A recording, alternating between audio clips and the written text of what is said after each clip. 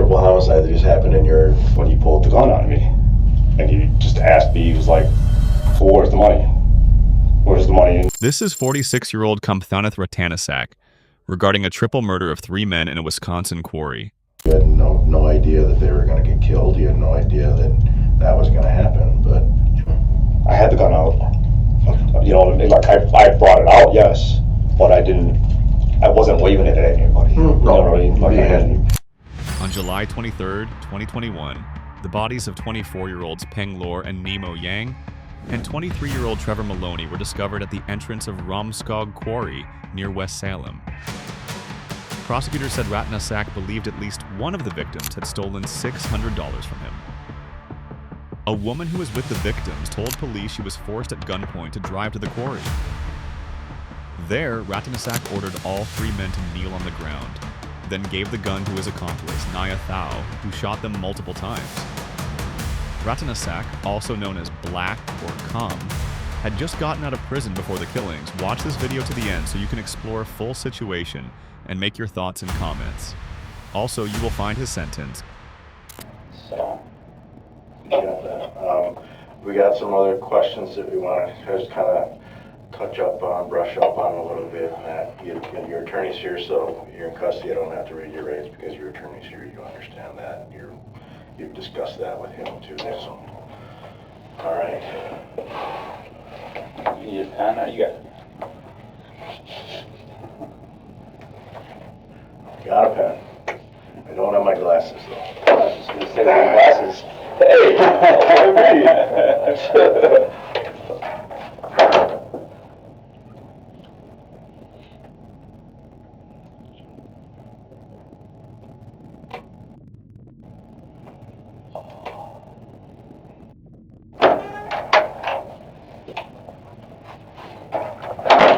So, like Bernardo said, just, your honesty, we're going to go over some things.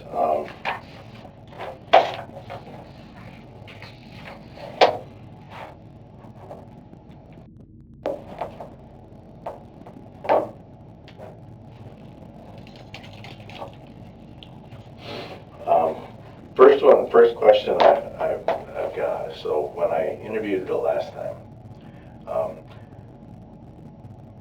everybody on the street was using a name for you.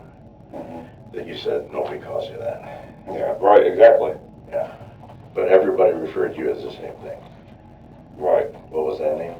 Chino? Black. No. Everybody called you Black. No. Black or Blackie? Nope. Blackie's cool, fool. That's another dude. Yeah. So everybody talked to you about that. What was yours? Yours was Chino? Yeah, mine's Chino.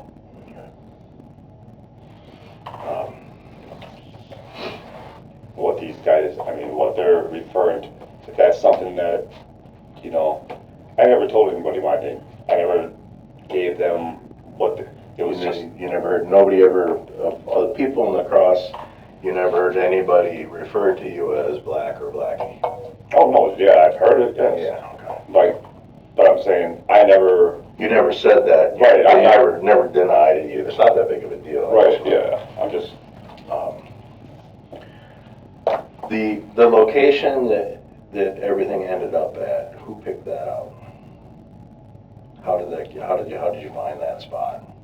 I don't know my way around across from the line. Yeah. When I pulled over after I got done, me and Neil had already come to an agreement. I told them, I don't know where I'm going, I don't know what I'm doing, I don't know what you guys are doing. So they were the ones who picked it up. Okay. So Bridget was the one driving. So wherever Bridget was driving to, that's where. And you just mentioned, and I said I'm not going to go into great detail of stuff, but you mentioned that you and Nemo had come to an agreement. Yeah, well, because I told you I owed him money. So I told him, listen, I'm going to give you the half ounce that I owe you, and then you can do whatever with him so that you guys can, fix whatever it is that you guys needed to fix between them or whatever. Because at first I was like, listen, did you take it? When I could tell that he wasn't lying, that he didn't take it, I was like, okay, you know what, I'm going to give you the half ounce that I owe you, and then you can do whatever and decide. And that's when I was like, listen, I don't know where I'm going. I don't know what's going on. That's when I pulled over. It's like, okay, now like him and I were already squared what I was going to do. What was it that you asked him if you took? If he took any of Cush's credit cards. Okay. Or whatever that was missing. Whatever it was that was missing. I don't even know what was missing. I just know it was a card. That's all I, like, you know what I'm saying? Or Somebody stole a car that belonged to Cush? right. You don't know how much money or anything like that was?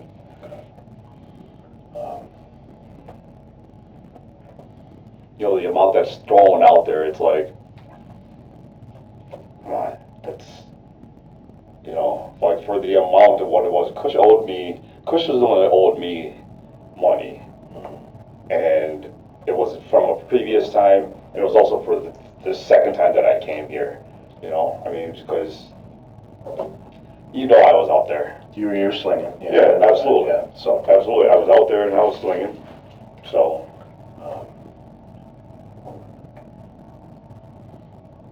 Were you guys, the night in question, were you, I wasn't smoking, I was snorting. you were, so, were you all, what was Cush doing? They were saying he was smoking, they all were, They all meaning? like, I mean, well, as far as they all used. Every single person used. So it was Bridget, like, I never met the other individuals. Nemo's like the only, it was Nemo, Kush, and Bridget are the only ones I know. Like, that I met, you know, like, the other, I didn't know anything about. What level would you say that your intoxication had been that night? I was, What about the others?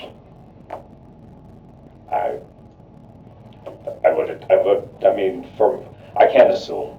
I don't know. You know what somebody that's like. Yeah, I mean, you're through your experience, right. you know, through my experience, I know what somebody looks like when they're high. And you can kind of give a gauge of, you know, are they really messed up, or are they, you know, they're tweaking, but they're not like Right. off the rails. Yeah. Anything in between there, or For them, yeah.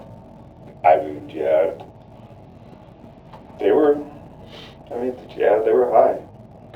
You know, I can't give you like level because I wasn't them, but myself personally, I was. You know, I do this because I hadn't slept for days prior to that, and then I took that little short nap to be woken in the hotel room, you know, and then I get up and, you know, right away there's, what's her name, Ian Kush, and this other dude I didn't know. So, you know, like that's when I woke up, and I was just like, dude, I can't deal with all of that drama, you know, and that's just where that night started, you know, for me, and it was just like, it was an uncomfortable night, Sure. frustrating night. What do you think was going to happen when you got to the quarry? I didn't know what was happening. Okay. I had no idea. Cush was, correct me if I'm wrong, but from before he said, you know, that Cush wanted his money back. That was somebody stole his money, and then we gathered up these guys, and I don't. What were you understanding that was? I mean, why are we now throwing everybody in cars and driving someplace and getting out? Well, initially, when Nemo got in the car with me, I didn't want Kush to hurt it. I didn't want anything to happen to Nemo, because that's who he was beefing with. I didn't know the other two.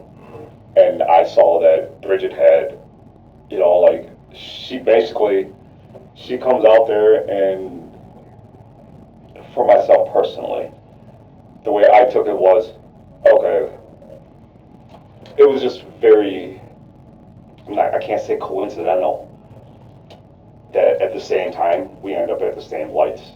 you know, and where I was going, where I was supposed to be going, was to the hotel to see what's his face.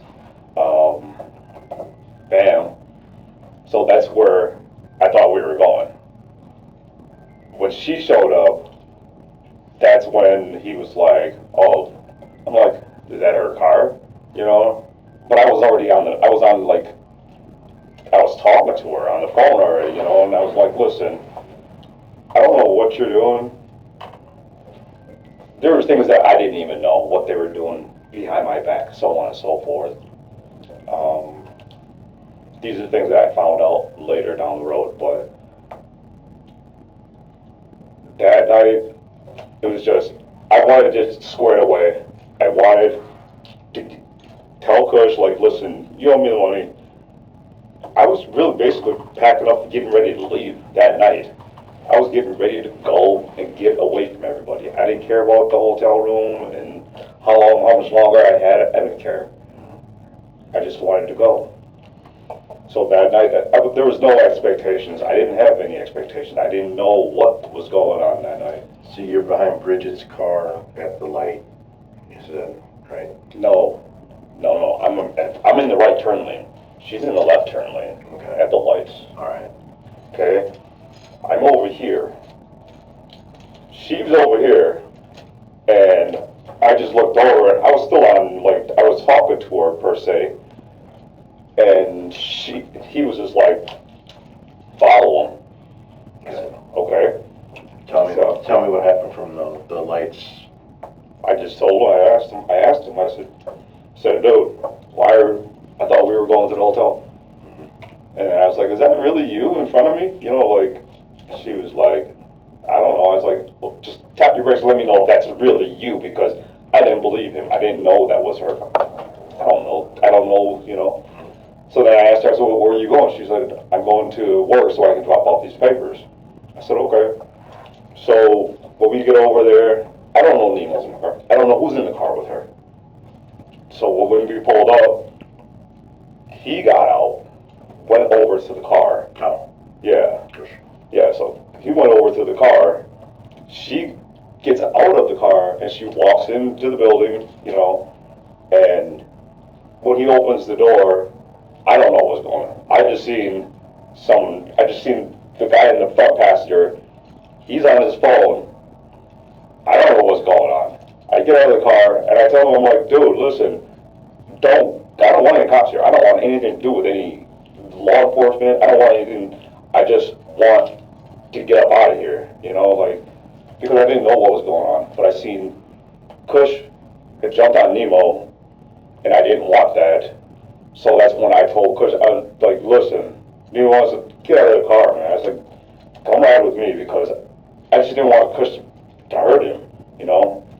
And the other two individuals, I didn't want them calling anybody as their boys. They were all in the car, or they were all out of the car at that point? No, they were all in their car. Okay. Kush jumped into the car with them. Okay. But I had him, like, get off of Nemo, because Nemo's a kid. I have a kid his age, you know that. And how did you get Nemo out of the car? I told him to get out of the car and get in the car with me. Okay. After I told Kush to get out of the car, let Nemo out of the car, you know? Like, because that is the second time. The first time, you know, like, he got into it with Nemo, I'm that same guy that stood in between them, you know? Originally, you told me that everybody's out of the car and that you ordered everybody back into the car at gunpoint.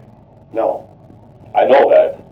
No, I didn't do that though. That's not what I did. They were both all still in the car. Okay. Everybody was still in the car. The only person that I asked to come out of the car was Nemo. And I didn't say it in a manner where it was like threatening him to get into the car with me. No, I was like, no. I was pulling him away from them.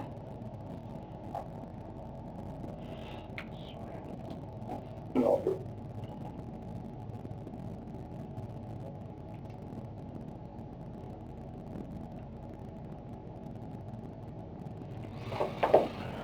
So that was basically the story was that they were out of the car. You you said, you guys get in that car at gunpoint, you flash the gun. You told Nemo, get in this car with me. Right, but I clarified it. Right, I want to clarify it. I didn't tell Nemo in a threatening manner. Okay. You know, like, I want to clarify that, like, when I didn't flash the gun at anybody. It's just, Did you have the gun out? no, I don't. I don't remember what, I was high that night. I don't, but I don't think I had the gun out. Okay. Because somebody said, when I walked up to the car and I seen Kush jumping on him, that's when I was like, Kush. I was like, Nemo, get out of the car. I was like, Kush, get off of him. You know, like, I literally went on the other side and I was like, listen, get off him. Nemo was like, get in the car with me. Kush, do not. You know, like, I don't want him hurting him. So that's why Nemo was in the car with me. And that's when Nemo and I were talking as I pulled out of there. When we left, you know, Bridget was just like following me or whatever, because I told Bridget to follow because I didn't want Nemo trapped with me per se, you know, because I wanted to exchange, get back in the car, do whatever. That's when we left, and then after Nemo and I had agreed, I was going to give him the money, give him the dope, so he can do whatever needed to be done between him and Kush to fix all of that. So you drive, you follow Bridget, eventually you stop up at the quarry. Tell me what happens then. We get out of the car, and How'd you get out of the car? I stepped up. I opened the door and got out. Me and Nemo were talking. And I was like, listen, just get out and you tell him what we're going to do.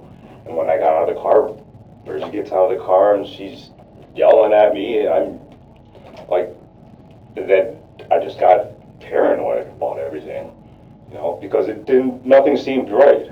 It was just all over the place. Everybody was yelling at everybody, you know, and I'm high, they're high, of course, you know, so I don't remember clearly about everything that happened, but I do know what Bridget was saying to me, you know, and in the middle of all that, I got so frustrated with everybody because they're fighting about arguing about petty money for me, you know, whereas like he owes me thousands of dollars, you know, and I just wanted to, that's when I said, I'm done with all of you guys, like I'm over it. What'd you see happen next? Well, Bridget asked, Kush is like, listen, when we turn the lights back on for you, she was asking him if there was anything that she could do. Where were the three at this point? By her car. So, that's because they were all yelling at me, and I got paranoid. I thought they were all going to do something to me at that time. So that's when I was like, listen, I'm freaking out, but then I'm trying to de-escalate the situation, you know, so that's when I put the gun down, so it's like, listen, I don't want anything to do with any of this.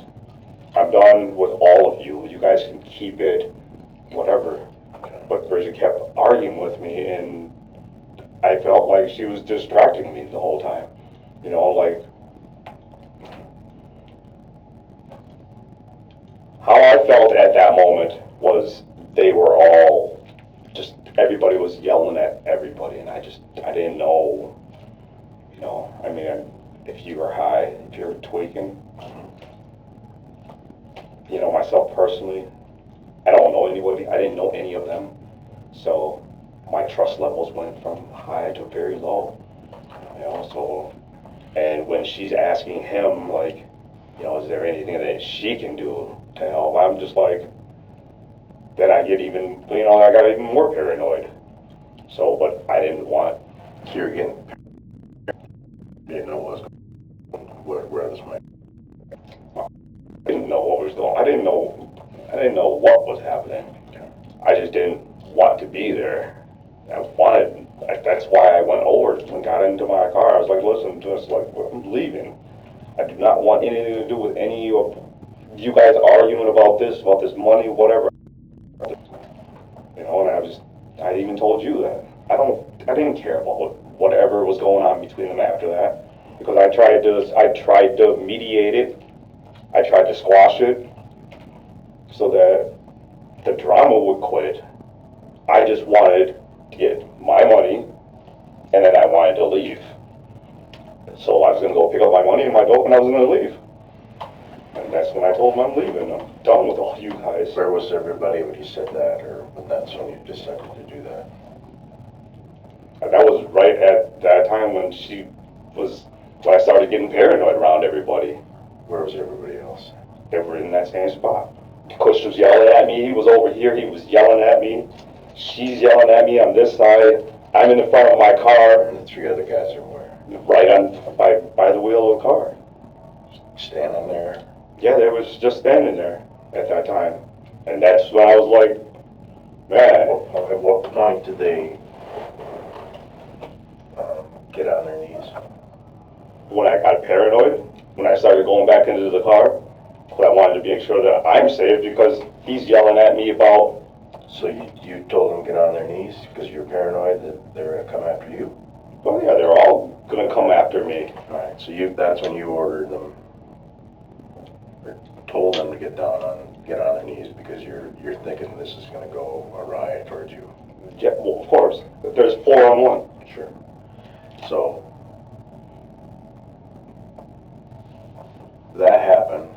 In his mind, this hostile act is reframed as reactive self-defense. This is a textbook example of paranoid cognition, where perceived threat distorts reality. Instead of fleeing, he asserts total dominance to neutralize a threat that largely exists inside his own head. The way he rationalizes this act of coercion as protecting myself is a masterclass in externalization. He absolves himself of aggression by painting himself as the ultimate victim of the situation. And then you try to get in the car, or go towards your car, and you and Bridget are still arguing. She's yelling at me. He's yelling at me. I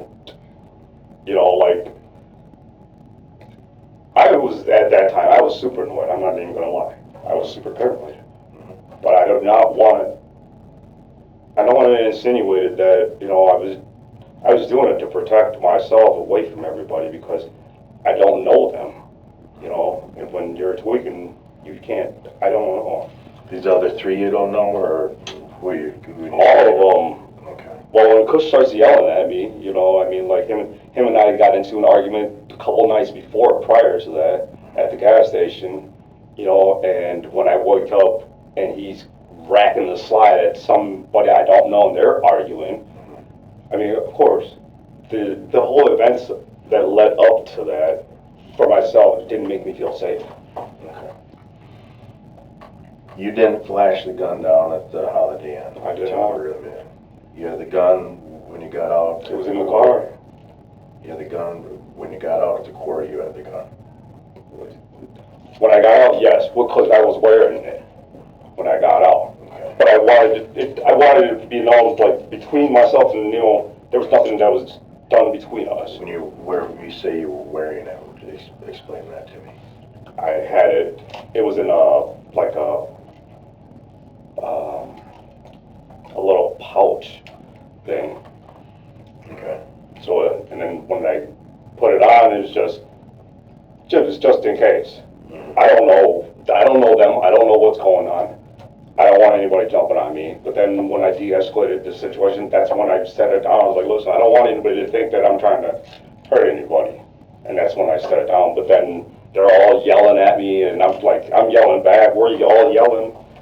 It was a chaotic situation. Okay. What happens next? You're walking back to the car. They're still arguing with. Yeah, they're still arguing. Bridget comes. Where did you put the pouch? I don't remember. I think I set it down. On the ground, on a car? I think it was on the car. Your car? I don't remember if it was mine or if it was hers. It was, like I said, it was all over the place. It was so chaotic. Might have been my car, it might have been hers, but I know I set it down. I know I didn't want anybody to feel any type of way, so then he takes off. He takes off. What explain that? He took off. He was just like, he took off and went, jumped over something and took off into the dark. I'm just like, I'm even more confused now, you know, like, what's really going on? And these guys are like looking at me crazy, and they're yelling and they're arguing, and she's... Are they still on their knees at this point? Yes. Okay. So that, like I said, when he took off, I didn't know what was going on. I didn't know what he was doing. I didn't know why she was still like arguing with me, you know, like yelling at me, and I got all wrapped up inside of my head, and I'm just like, man, this is just crazy. So when he came back, he's yelling still, and I'm just like, dude, listen, I said, I'm done with all of this, man. I said, I can't take any more of this. And that's when I told him, I was like, I'm done. I'm just done, completely done, because I'm frustrated with being frustrated by them. Okay. Then what happened? I don't know, I started to get into the car, and Bridget just came over and she kept saying, you know, like arguing with me, and was like, listen, I didn't lie. I was like, I don't care. I don't even care anymore. I was like, just get away from me. I was like, I don't even want to deal with you anymore. You know, like, it has nothing to do with me anymore. Whatever you guys are doing, I said, it's between you guys now. I just wanted out. I just wanted away from them. Then what happened? So, and then Kush was over there, and he was talking with them, and he's saying something. I couldn't hear him because Bridget was still in my face about stuff, and I just told her, I said, God, I said, just, I'm done. And that's what I just kept telling him. So, that night, after that, Kush had fired a round into the air, and I told him, I said, man, quit playing. You know, I was like, if you're whatever you're trying to do, I said, just knock it off. I said, get in the car. I said, we're leaving. I'm leaving. I said, I don't want whatever is going on over here. I was like, I'm leaving, man. So when he did that, that's when I started getting more paranoid. You know, I mean, why are you firing shots? There was no intentions of me trying to do anything of the sort. And I didn't understand why she kept asking him. She was like, listen, anything that I can do, you know, like, you know, me turn the lights back on for you, that it just made me even more annoyed when she kept asking him that. So I didn't know what to think. I didn't know what they said in the car ride to that particular point, you know. I didn't know. So what happened next? I was getting into my car, and I was trying to sync my phone to the Bluetooth, and she came up to the window, and she was just freaking out on me even more, and I'm just like, listen, get away from, just go, get away from me, you know? So, and then I just heard more gunshots, you know, and I didn't know what had happened.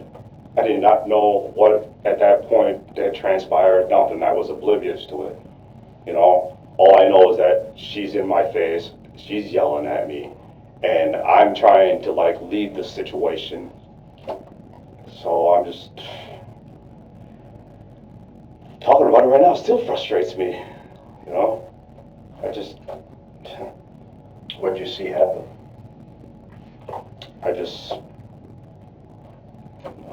I don't remember. Like, honestly, I don't remember what after that. I just seen when he did that, when I was arguing, yelling at him, I told him just to get in the car, man. You know? So you got in the car? Yeah. Okay. So. Where'd you go from there? Got in the car and started driving away. You know, I was leaving because I did not want to be anywhere near that. At some point, you told me that you got rid of the gun. Do you remember that? I didn't get rid of it. Yes. The gun. Yes. You said the gun got thrown out of the car. Yeah. What kind of gun was that? Glock.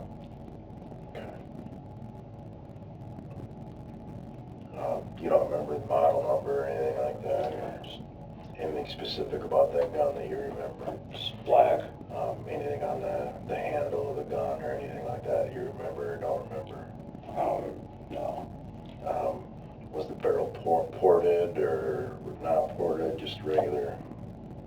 I don't If you saw it, you know what it looked like? maybe. I don't, listen. During that time, a lot of it's a blur. When you're high, and you know this already, when you're high and you're tweaking, a lot of things are blurs, you know. So you leave there, the gun gets thrown out of the car, you're gonna go someplace. Tell me about that. How did you determine where you're gonna go after that? I was leaving. Okay, and Kush was coming with you? Well, no, he wasn't supposed to come with me. He was not supposed to come with me. That was for sure. You know, I just went there and it just freaked me out. Everything just freaked me out. Mm-hmm. When he got into the car, when she turned around, that's when he kind of softened, because I told you, when he got into the car, him and I were arguing still about it. And I told him, I said, man, forget about the money. I said, you know what? I said, I don't even care about the money you owe me. We can squash that. I don't care. And that's when he got all paranoid on me. And that's when he pulled the gun on me. And he just asked me, he was like, so where's the money? Where's the money in your dope? I was like, dude, I was like, really? I'm the guy that came down here and brought you and trying.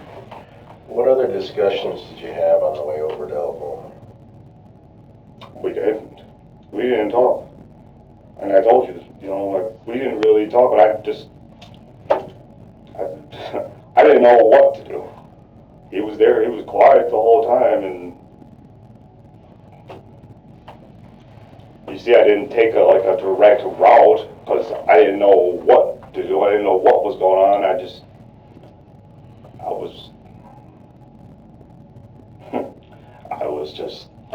I was in shock, man.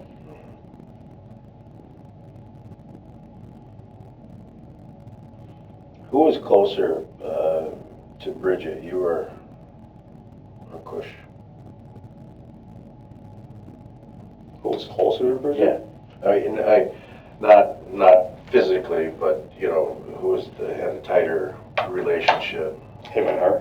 Okay. Why do you think that? Or why would you say that?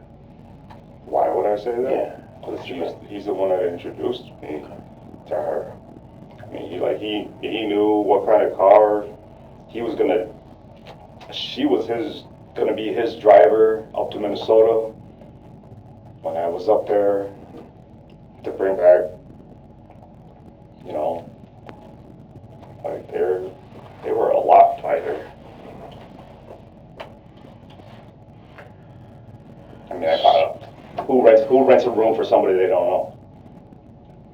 Everybody. Oh, I mean, you know what I mean. Yeah. But I'm saying, like, I didn't even know about it. Why would you go and get a room when I have one?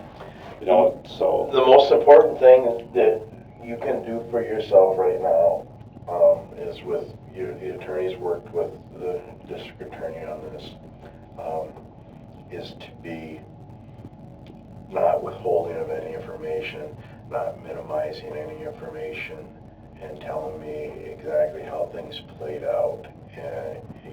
You know a little bit more, I'm guessing, through either articles or reports that you may have been allowed to read at this point.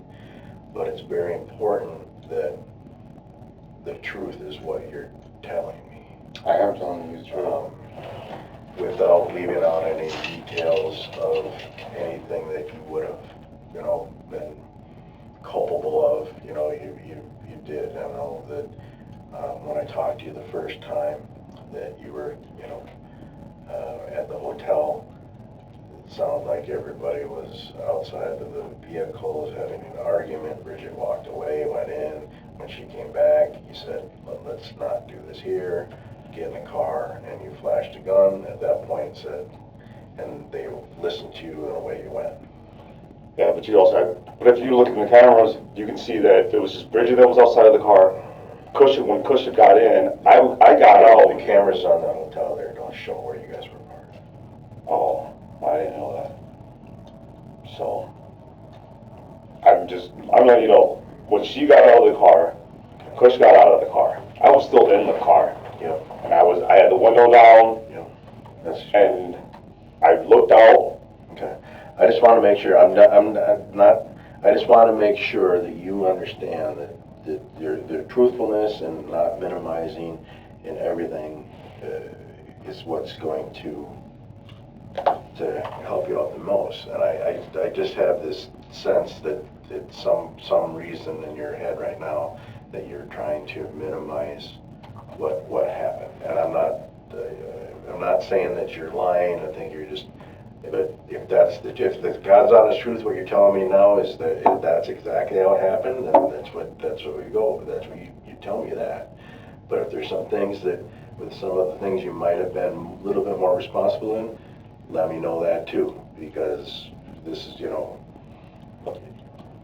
From the very beginning, I had already told you, I didn't do anything. I didn't have any intentions. There was none of my intentions. I never said. I think the whole time that I don't think I ever said that you intended to do anything. In my interview with you back up in Stevens Point, I don't know, we were trying to get to the truth of the matter, but I don't know, I think back then you were minimizing some things. You finally came around and kind of talked about your culpability, what you were responsible in this. You had no idea that they were going to get killed. You had no idea that was going to happen, but I feel somewhat that you're not, that whatever reason you're trying to back away from some more of the, and it's gonna, because I don't remember like my interview with you, I was high at the time, and I told you that. You remember, I told you that I was high. So my interview with you that I've told to many people in the DA's office and the guys I work with is that I was very kind of taken aback how articulate you were and how intelligent you were. You didn't come across as being tweaking out, functioning one, anything like that. There's nothing that I saw in that interview that you were like gassed up, geeked to your gills, or floating away here or there, anything like that. This moment is a goldmine for cognitive dissonance. While under the influence, he is still able to maintain a coherent, persuasive dialogue. However, this functioning facade is precisely the trap. It allows the detective to subtly pin him down. If he was lucid enough to converse so clearly, he was lucid enough to remember the events. The subject's own articulate nature becomes a weapon against him, exposing the gap between his impaired actions and his conscious, calculating mind. You were we had a conversation much like this conversation we're having now. There wasn't a whole lot of... But I stopped a lot when I was talking to you because I couldn't recall a lot of things. And that's fine. But I mean, to say that you were, high at the time, you may have been high, but you were, you were here having a conversation just like you and I are having a conversation now.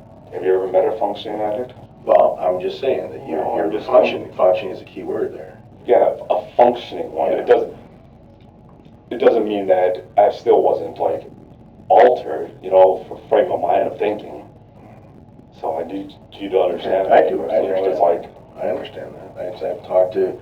I can't tell you how many people I've talked to in my career that are under the influence of different drugs, and you can tell here or tell there, a little thing here that you can see that that's the case. But I just want to make sure that everything we got. I want to show you. We recovered a gun kind of in that area. I want to show you if that's the gun. It's it was years later, obviously, that we recovered it, and see if that refreshes your memory at all.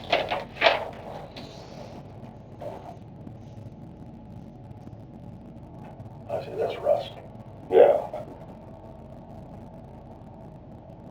I don't recall it.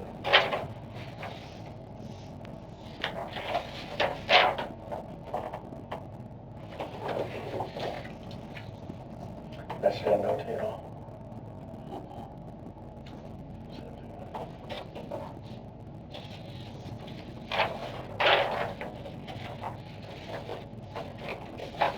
There you go. Okay. No. Said it was laying in like, when you initially told me that Tom had thrown it out of the car when you guys were hightailing it out of there. After Bridget turned around, Do you remember that? telling you that? Yeah. Yeah, I remember telling you that. Okay. Do you remember the route? It's only been 2 years. Come on. Listen, I'm all, you know, I'm a lot older now, plus I don't, like I said, that night was weird, you know? Yeah, I imagine by anybody's standards, that would be It a was weird just, night. it was very, very weird because I wasn't expecting a lot of things that happened that evening. You know, like I wasn't expecting her to be arguing with him, yelling at me. I wasn't expecting them to be in the car. I wasn't expecting any of those things. And I wasn't expecting them to pull a gun on me. That was way, that just threw me for a loop. Tell me about that. He got in his car when when I turned the lights on, he freaks out. And he's like, "What are you trying to do?" You know, I can't see, I can't drive without the lights on. You know, and then you know it's like he calls Bridget and he's talking to Bridget, so he's like, "Hey, listen," he says, I'm serious. We need to meet up. And that's exactly what, you know, he says to her. And, you know, at this time, he's got the gun on me because I turned the headlights on the car because I couldn't see. So as I'm driving, you know, and then I notice that she's behind us and then they're talking back and forth. Yeah, I don't know what she's saying, but I know he's like, "Listen, we need to meet up somewhere, you know, meet up at a bar or somewhere." Talking on the phone. You're right. They're talking on the phone. Him and Bridget are talking on the phone. And I'm like, I'm just driving because I don't know what they're talking about. I know he's got a gun on me. We're driving away. Then I notice that she stops, she turns around, and they're still talking.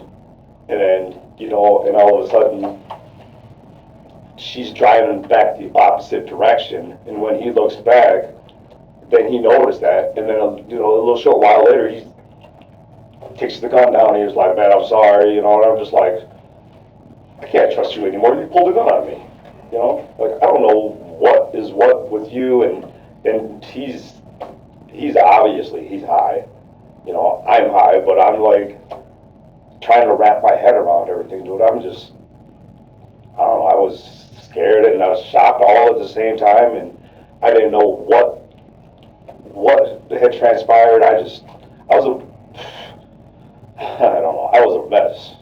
I was a mess that night, and I didn't know what was going on and how I felt at that time, you know, it was just crazy. But when we were driving back, it's just, I don't know. All I knew was I wanted to just get out of there.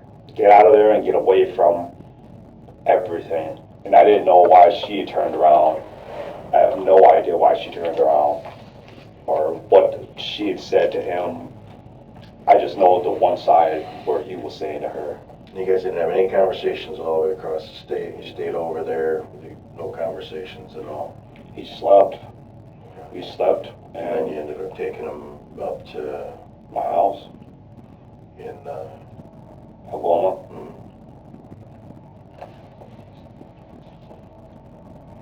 and then you ended up taking him up to Wausau.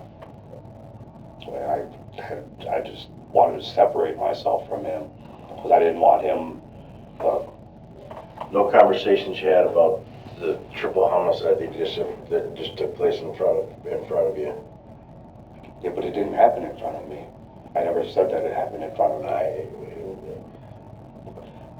I understand what you're saying, but no, there was no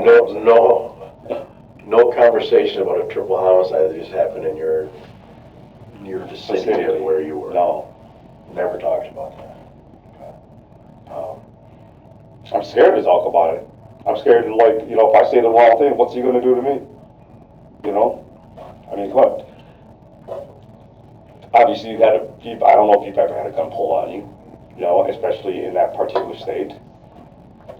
You know, and I mean, we're at my house, my wife who's in the house, I'm not trying to have anything happen to her, or even to me, or, you know, but that was the other thing, you know, I didn't know what to do. What was I supposed to do? You know, like, this guy's, he's everywhere I went, you know, like, he's right there, and the conversation that him and I are having is just, he's just always looking at me like, you okay? I'm like, yeah.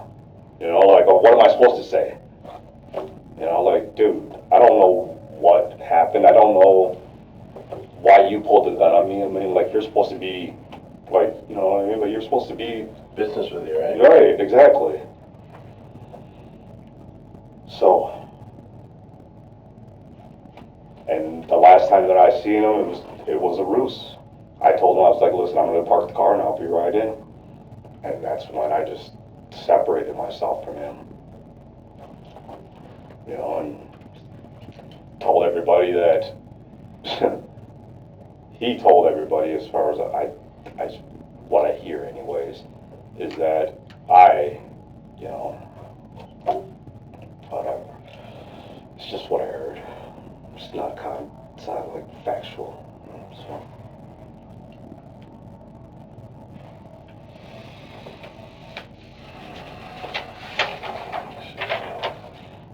Remember when I asked you why you never went and asked her certain things? Like what? When I was in the hospital? Why you never asked her why she was asking him how she could help him? You asked me why. Say that again. In the hospital. When I was in the hospital and you were there, yeah. I asked you, I said, how come you didn't ask Bridget why she was asking him how she could help him? What could she do to help him? And she kept asking him over and over and over. So that's why I was telling you, I was like, I was paranoid about it. But you just kind of like shrugged me off as I was asking you, and I'm asking you now. Well, at that point, I wasn't asking you any questions, I believe, right? When you're in the hospital? No, you weren't asking me any questions. Not pertaining to this, anyways. Yeah. For a reason, because you had an attorney at that point, I believe, right? Correct. Yeah. So that's why I didn't ask you any questions. So. But I had asked you, so I'm asking you now that my attorney is present. I am asking you now. And I don't know if those questions have been asked of Bridget. There's another investigator, two other investigators that were handling that aspect of it. I can ask. Okay. You know, I mean, it's just weird because I have to ask you this also. Elena Jean. Yeah. Did you guys interview her? Yeah, did you talk to her? I couldn't tell you right now off the top of my head if we talked to Elena Jean. Okay. I believe we've talked to Elena Jean and other things not related to this, so I'm getting my memory. Like I said, I haven't gone through that. What do you got for Elena Jean? Well, Elena Jean was, okay, so Bridget, this is what I was told by somebody that was present at this getting together, whenever. Before or after? This was before any of this even happened. how Bridget, Uncle, Crazy, whatever his name is, Kush, how they were plotting and conspiring to rob and kill me because I had brought all that. So, but a lot of it was done, like a lot of their initial was done on Messenger, I believe. And Elena's got it all stored in her phone because she showed the messages to this other individual. So, What's the other individual? Kajua, Did you who? yeah. Okay.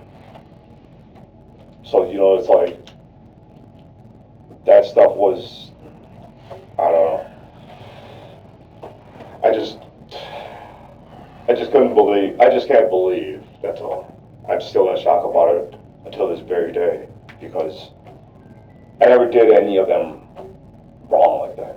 I never did any body bullets like that, you know, and for them, I mean, when I heard that, and I look at things now, it's like,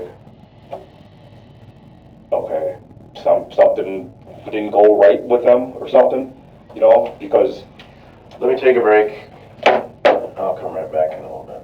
Alright, are you gonna turn off the recorder? I will turn off. If you want me to turn the recorder off, I will turn the recorder off. I can do that. I'll turn it off, and you guys can speak it over. Sure.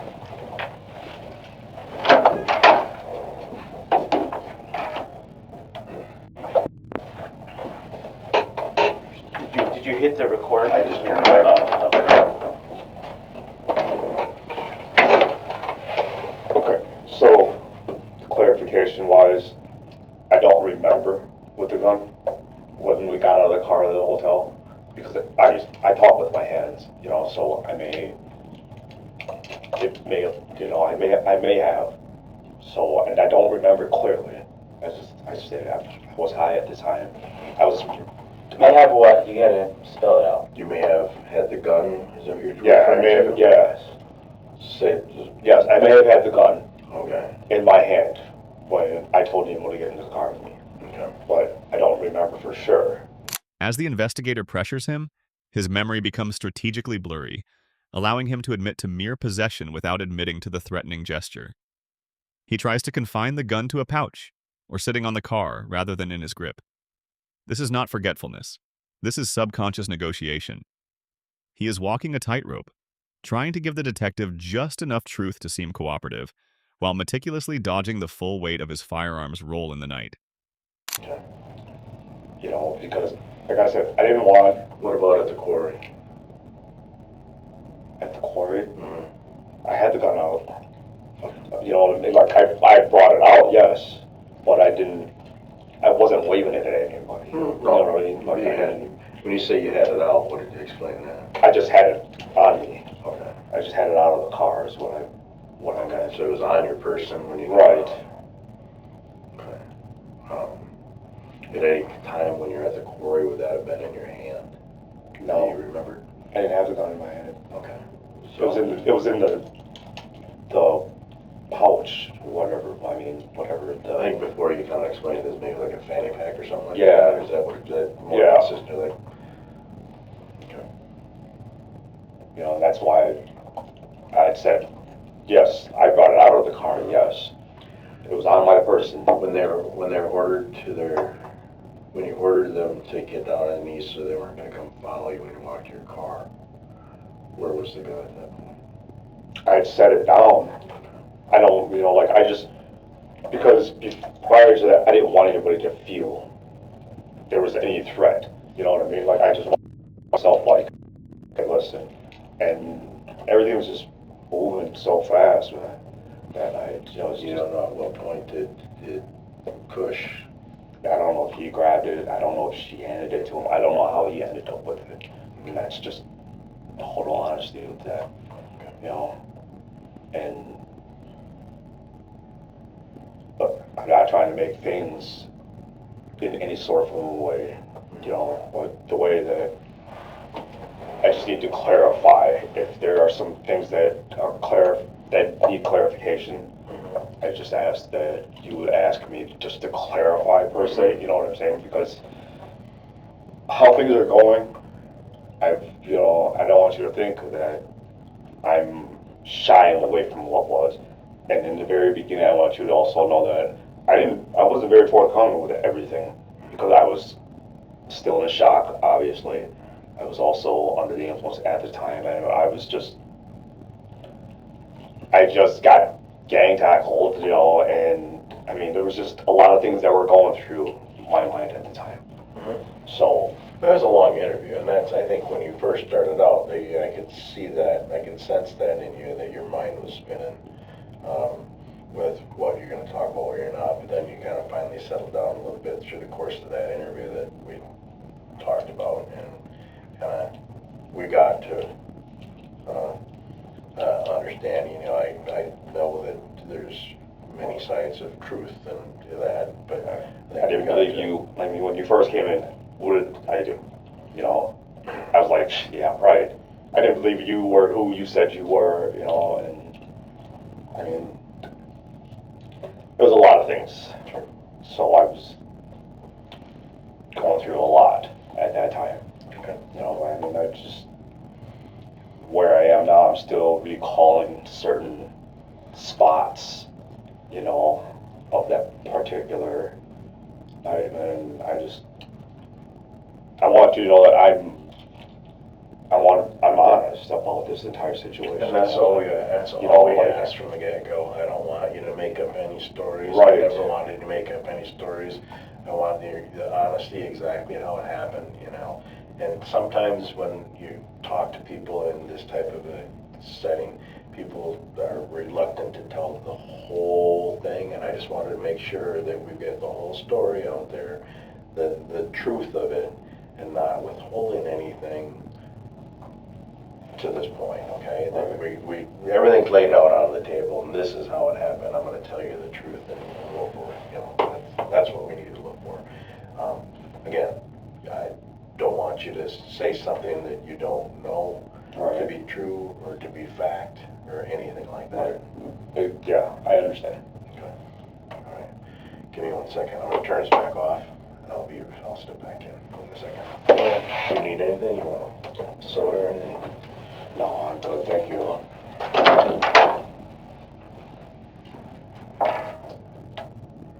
That makes sense, because That's just truth. Background. Just so I understand, just so we get a clear picture of everything, let's go through this one more time. Okay. Just to be clear, to make sure things are, to add clarity to it, if we're talking about the other guy or something like that, saying, we're talking about Kush, we're talking about Bridget, we're talking about Nemo, we're talking about, because we have a tendency to sometimes say that guy or things like that, and I don't know if you did a whole lot of that, but I just want to make sure that it's clear. So, the night in question, so let's start at, you were on the phone with her before you met them At the hotel. at the lights, when you were going to go right and she was in the left lane, that there were some conversations you had with Bridget prior to that on the phone during the day or whatnot. Again, we'll go. You get there to the hotel. Let's start at the lights. You're side by side. Go from there. Okay. You were in the car with Kush. Who was in Bridget's car that you saw? At that time, I didn't know. Didn't know who it was. Right. There was more than 2 people. I don't know. Her windows are You don't tinted. even know. Okay. Her windows are tinted. I don't know who's in the car. Gotcha. Okay. We go to, from the lights, we're going to go to the Holiday Inn. Okay. Go. Okay. You're concerned about, is this really you talking on the phone? Right. I didn't know if it was her or whatever. And I was like, is that you in front of me? So I said, if it's you, I said, just tap your brakes, and then, because I thought he he was just like telling me to follow some random Did car. Cush say that's Bridges' car? Yeah, Okay. yes. He was like, that's, and I was like, how do I know, you know what I mean? Like, that there's tons of cars that look like that. So that's why I was like, how do you know that's her car, So I myself, I just wanted to be sure. I didn't want to be following some random stranger, you know what I mean? So I asked her just to tap her brakes, and she did that. So I was like, oh, and I said, all right. And then I just asked her what she was doing. She said she was going to the hotel to drop off paperwork. I said, okay. So when we got down to the hotel, I didn't know who was in the car. She gets out of the car. Kush gets out of the car. He goes and he looks into the car. I'm still in the car. And I roll the window down. Where you parked? Side by side, front, back? No, it's kind of like, I was in front, like this, and she was like, it was like this. So like my back end was towards the tunnels, I guess you could say it like that, diagonally from each other like this. I was in the driver's seat, I didn't know who was in the car, I didn't know what was, nothing. I just seen him get out of the car. Cush gets out. Kush gets out of the car. These are cars. So your car, her car, right? If we're like, Yeah, front of the car, front of the car. correct. So you pull up here, Cush gets out here, Yep. comes around here. Okay. He went all around, he just went around there. So, I mean, he got here, I don't know, whatever, and then somehow he got over here. When he got over here, she stepped out of the vehicle. Bridget stepped out of the vehicle. And Kush opened the back door, and he got in. And when I seen that he'd got in, I didn't know who was in. I still didn't know who was in. I just seen the guy in the front seat. He was on the phone. I didn't know who he was talking to. I didn't want any law enforcement involved. So I got out of the car. I told him to put his phone down. I said, give me your phone. I said, because I don't want any cops here. I don't want any drama here. And then when I looked in the back seat, Kush, Nemo was sleeping, I believe. And Kush had woken him up, and he was punching on him. Gotcha. So I was like, no, I wasn't okay with that. So I told him, listen, I said, dude, stop, so he stopped, and that's when I was like, Nemo, get out of the car, like, get in the car with me. I said, I didn't want any of that drama, so, and I know I said that in the previous as well. Yeah. So Nemo gets out of the car. So Nemo gets out of the car. Kush is where? Kush gets out of the car. He's standing in the back, like towards the back end of the vehicle, and he's just mugging. I'm like, dude, listen. I was like, leave him alone. I was like, don't, you know what I mean? Like, whatever it is that needs to be resolved. Obviously, he couldn't handle it, not that particular way. So I was trying to mediate the situation. I was trying to get a feel on what was going on. What are the other guys in the car doing at this point? But they were just sitting in the car. Okay. They were just both sitting in the car, I mean, like I said, I don't know who was in the back seat. I didn't know who was in the back seat. Never seen a guy, and I didn't know the guy in the front seat. So, Get Nemo out of there. Bridget came out. Okay. Nemo was still sitting outside of my car on the passenger, and I was talking to him, and I was, like basically telling him, like, listen, dude. You're talking to Nemo over here. Like, no, he's up here.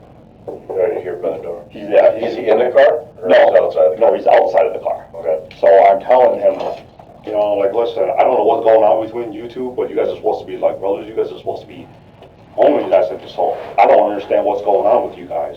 I said, if you took it, give it back to him, whatever it is. Okay. And, but I made sure to just keep them separated. And then Bridget came back out into the car, And I didn't want to be sitting there. I didn't know if he dialed 911. I didn't know who he called. I just didn't want anybody showing up surprising me, Sure. you know, or whatever, surprising the whole situation, and then it was going to escalate into something else that it shouldn't have. So I told him, just get in the car with me. I said, we'll talk about it, and got in the car with me. And so Kush got in your car. Right. I didn't want him and Nemo near each other. I didn't want him anywhere near Nemo. Okay. You know.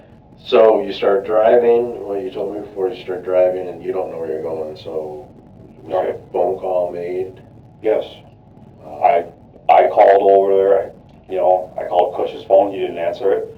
So I called Bridget's phone, and I was like, listen, I said, I'm just driving aimlessly. I said, I don't even know what I'm doing. I don't know where I'm going. I said, but him and I were like, I don't know what's going on here, you know? I said, because I'm telling him already, I'm like, listen, I'm gonna give you the bill, and that'll be that. Because I told you in my other interview that I owed him money for, you know, because he gave me money because he wanted drugs from me. So Bridget takes over. You end up in the quarry. Explain how that all played out once you got there. everybody got out of the car. You got out of the car? Yes.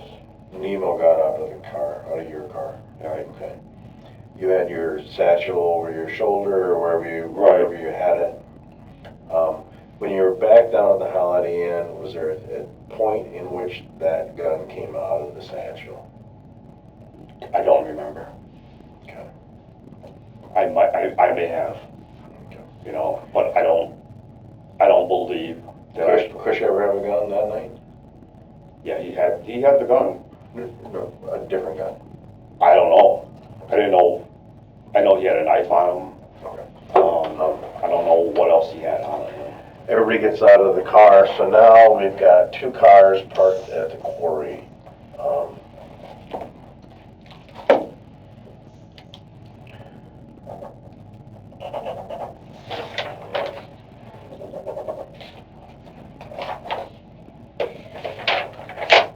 This is the front of the car. Why did that stop working? Because it's not on paper.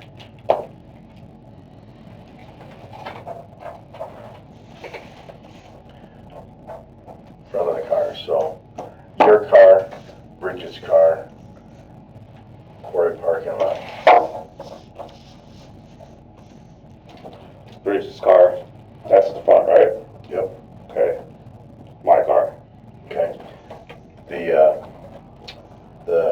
The fence is on this side.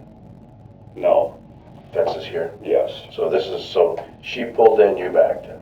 Right, because I remember I said I drove past. I didn't know what was going on. I didn't know what they were doing. Okay. So I drove past it, and then I backed up into it because I didn't see it. Sure. You know. You get out of the car here. Immigrants got out of the car here. Right. Bridget gets out of this one.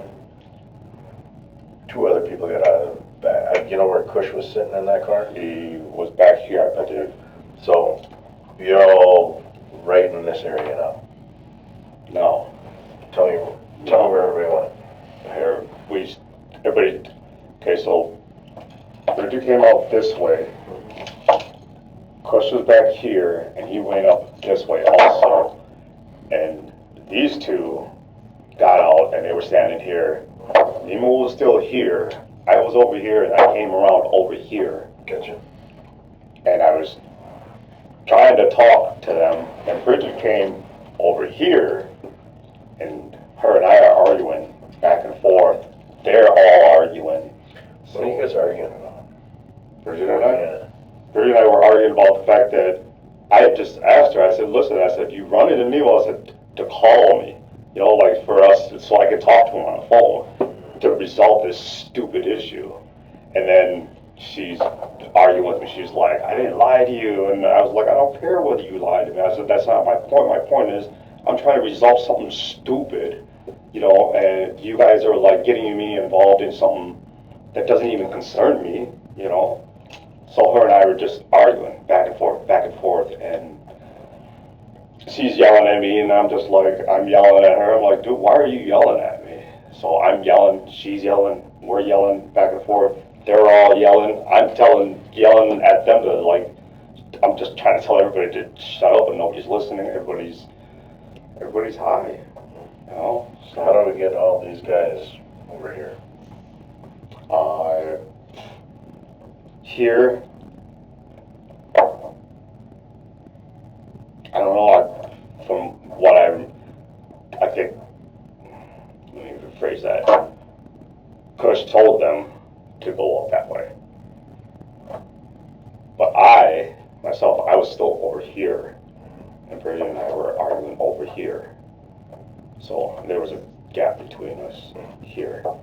So the fence is over there, then out of the blue, Kush shoots over the fence. Jumps over the, shoots a gun over the fence? No, he jumps over the, Okay. he climbs up over or whatever. Mhm. He mumbled something and then he just shot off into the dark. Okay. I don't know what's going on. And I asked her, I'm like, what's going on? You know, like, I'm asking her, like, what's going on here? And she's like, I don't know. And then he comes back and, you know, like, he's yelling at me now. He's saying something about like, man, we need to hurry up, you know, and I'm just like, okay, well, you know, like, hurry up, I want to get out of here too, you know, so, but then they're all yelling back and forth. Now I have Bridget and Kush both yelling at me, you know, and I'm yelling at Kush like, what are we even doing here? I'm asking her, and she's asking him, like, hey, is there anything I can do to help? You know, and I'm just like, okay, now things are just different. You know, like, I'm feeling weird about the whole situation. So I'm yelling, we're yelling back and forth. And I just told Kush, I was like, listen, man, I was like, this is petty. You know, like, he's yelling at me and I'm yelling at him. I'm just like, I don't even remember what we were yelling about. But I know there's must have been some enmity still, because, you know, like I said, him and I got into an argument a couple nights before at the gas station, and also how I woke up to him arguing with somebody in the hotel room. You know, arguing with, I don't know who the person was, but I know that it was him, E, and another person, some guy that I didn't recognize. But, so we were yelling about that, arguing about that, and I just asked him, I was like, listen, what are you doing? You know, like, why are we even here right now? You know, and I told him, I said, I don't care about the money. I'm yelling at him. Like, What was his response? His response was like, well, yeah, well, it was mine, though. I was like, I don't care. Like, I don't care, you know, like, about anybody's money. You know, like, if he owes you, then he owes you. You know, but we're arguing, him and I are arguing back and forth, and I'm telling her, I'm like, listen, because she'd owed Kush the money too, and I gave her the money to give to him so that he would get off her back.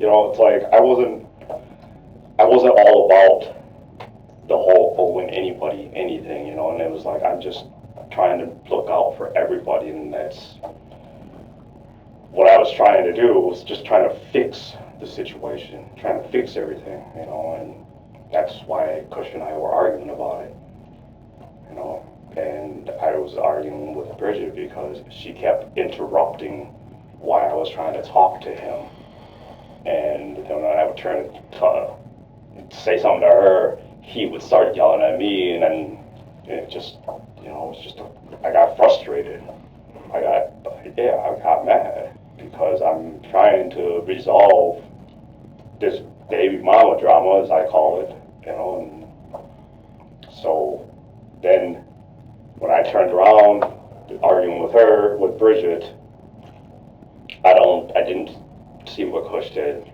but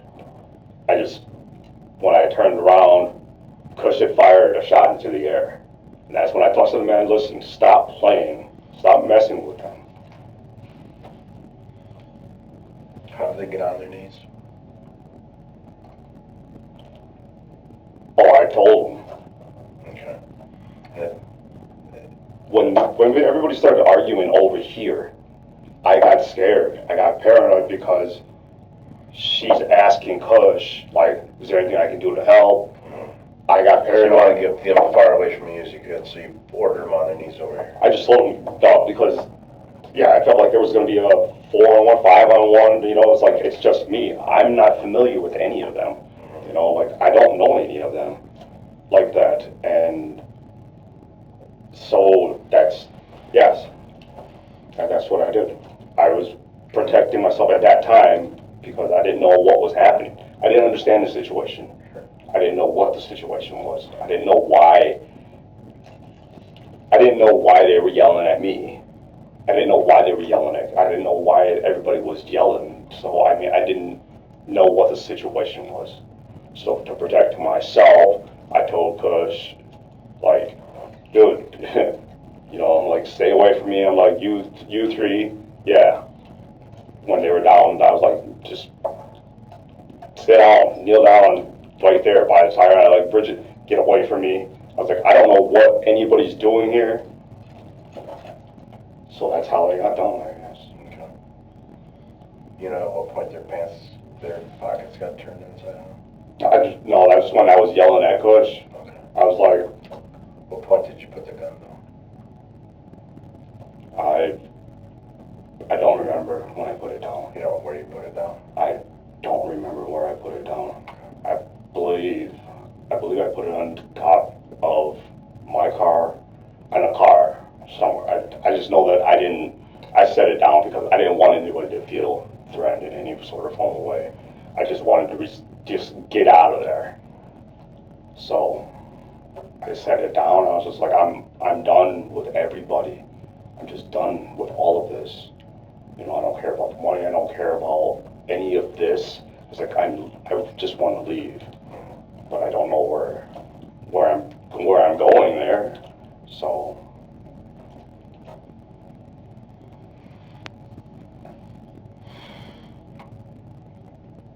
What did you see of Kush doing with the three individuals? So you go back to your car, where are you now? Three guys are sitting here. Bridget, you are arguing here. Kush goes where? Kush went over there. Okay. And do you know that Kush has got a gun at that point? No, You hear a gunshot at some point. yes, that's when I was arguing with Bridget when I was going I started walking this way, and Bridget was following me. And when I got to the, because I was opening the door and I was putting myself back into the car. When I opened the door, that's when Kush fired off the shot, and that's when I was like, listen, dude, stop playing all that crap, you know, like, they're kids. So I got into the car, and Bridget came, and she's arguing with me still. She's like, I didn't lie to you. She kept trying to, like, prove her innocence towards me, you know, or whatever. And I was like, listen, I don't care. I'm done. I'm trying to, like, tell her to get away from me, but also trying to sync my phone at the same time to my Bluetooth. So, you know, and when I got into the car, that's when I started it up. I mean, while I was in the car, I heard, you know, like another shot, and I thought he was still out there playing games. This is profound dissociation at work. When faced with overwhelming trauma and terror, his mind downgrades the life or death reality into trivial daily tasks. By focusing on technology and petty squabbles, he emotionally removes himself from the violence taking place mere feet away. This compartmentalization is a survival mechanism, but it exposes a chilling emotional detachment. The mind literally refuses to record the homicides because accepting them would shatter his fragile construct of reality. You know, so I got out of the car and I was like, dude, get in the car. You know, like I'm done with all of this. Where is he when you say that? He's over here. Where are they? He's in front of them. Right here. Three. He's over here. He's here. 1, 2, 3 here. Down on their knees. Yeah, You've heard 2 shots at this point. right. Okay. But they were arguing, still going back and forth. Okay. So you come out here and you're like, dude, what's going on? Right. What do you say? Just didn't say They're anything. saying they're just, okay. Yeah, Then what happened? I told them, I said, man, just let's get in it. I said, I'm done with all this. I said, I'm done. Okay. You know, Tell me what you heard next. Bridget said something to me. I turned on her and I told her, I said, get away from me. Like, I don't want to talk to you. And then I got into the car and she came over and she was on this side. And, you know, like, I rolled the window down. I was like, listen, we're done talking. I'm yelling at them. I'm done talking. I'm done. I said, don't call me. Don't, nothing. And then I started to roll the window up. So, Do you hear gunshots then? I don't remember. You don't remember if you heard the 2 gunshots prior, Correct. and that gets you to come out and say what's going on. Right. You don't remember if you heard any other gunshots. No. You didn't turn over your shoulder to see what was going on, or look in the rear mirror to see what was going on at that point. I was distracted with arguing with Bridget at my window. Okay, so the next thing you know, that Dawson pushes right into your car. Bridget was by the car, and Still here? yeah, she was here, and then she went over here, and she was saying, I don't know what she was saying to Kush, but she was saying something to Kush, and then after that, I guess she came back, and she was saying something to me. I just rolled the window up on her, and I just told her, I said, I'm done talking to her, Where did she go? I don't know where she went, but Kush got into the car with me, and I didn't see what she did. Okay. You never saw the 3 guys? No, I didn't. Okay. You guys left the parking lot and went? We went this way, so, yeah. We went this way. She came up behind. She was following us. And when I flicked the lights on my car, because I couldn't see where I was going, he pulled the gun on me. And he says to me, he's like, what are you trying to do? You setting me up or something? I didn't know what was going on, and I didn't understand why he was pulling the gun on me and asking me, for money, for the dope. And I'm just like, now I'm inside of my head. I'm like, dude, after everything, I'm appalled, I'm shocked too. And then, prior to that though, I called Bridget, just to let her know, like, listen, I don't have any, I'm just done, I didn't want there to be any bad blood though. So I was trying to, just smooth things out and just go about my business. But then he calls her after she didn't even, she answered and then she hung up right away. She didn't even talk to me. He calls her and they talk, and I just hear one side of the conversation where he says, I'm serious, and then he was telling her, like, we need to meet up somewhere. That's, I don't know what she said, but they were on the phone for a little bit while he's got the gun on me, and I don't know what they're talking about. And there's a million things racing through my mind, so.